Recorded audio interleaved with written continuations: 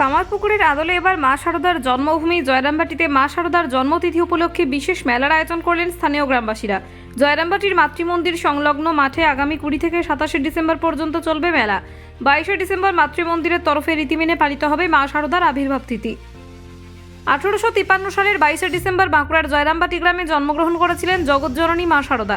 পরবর্তীতে রামকৃষ্ণ মিশনের তত্ত্বাবধানে মা শারদার সেই জন্মভিটিতে প্রতিষ্ঠিত হয় বিশাল মাতৃমন্দির। মাতৃমন্দির প্রতিষ্ঠার পর থেকেই জয়রামবাটিতে ভক্তি শ্রদ্ধার সঙ্গে প্রতি বছর মা শারদার আবির্ভাব তিথি পালিত হয়ে আসছে।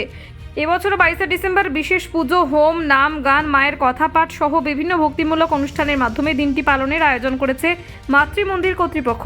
তবে এবার মাতৃমন্দিরের সেই আয়োজনের সঙ্গে পুণ্যার্থীদের বাড়তি পাওনা হতে চলেছে শারদা মেলা। কামারপুকুরে রামকৃষ্ণদেবের জন্মদিনকে উপলক্ষ করে যেমন মেলার আয়োজন করা হয়, তার আদলেই এবার জয়রামবাটিতে মা শারদার জন্মদিনকে উপলক্ষ করে স্থানীয় বাসিন্দারা সম্মিলিতভাবে আয়োজন করলেন শারদা মেলার। জয়রামবাটিতে মা শারদার জন্মদিন উপলক্ষে আয়োজিত এই মেলাকে ঘিরে এখন স্থানীয়দের উন্মাদনা তুঙ্গে। এই মায়ের তিথি পূজা যেমন প্রতি বছর হয় সেইভাবেই এবারও ওটা পালন করা হবে এবং এটা 172তম মায়ের তিথি পূজা পালন করা হবে।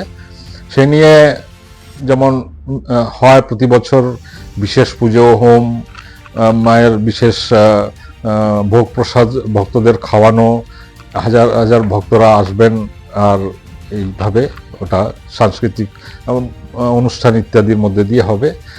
এর মধ্যে বিশেষ রয়েছে দুইজন ভালো বক্তা মায়ের বিষয়ে বলবেন, তারা আসছেন। তা সে নিয়ে আমাদের বড় একটা আগ্রহ। ধর্মসভা যেটা বিকেলে 3টার থেকে হবে, সেখানে রহরাতে স্বামী বিবেকানন্দ যে কলেজ আছে তার প্রিন্সিপাল মহারাজ আসবেন, উদ্বোধনের এডিটর মহারাজ আসবেন।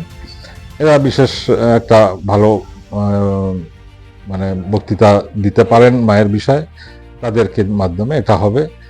আর সন্ধ্যার সময় যেমন ভজন ইত্যাদি হয় সেসব হবে।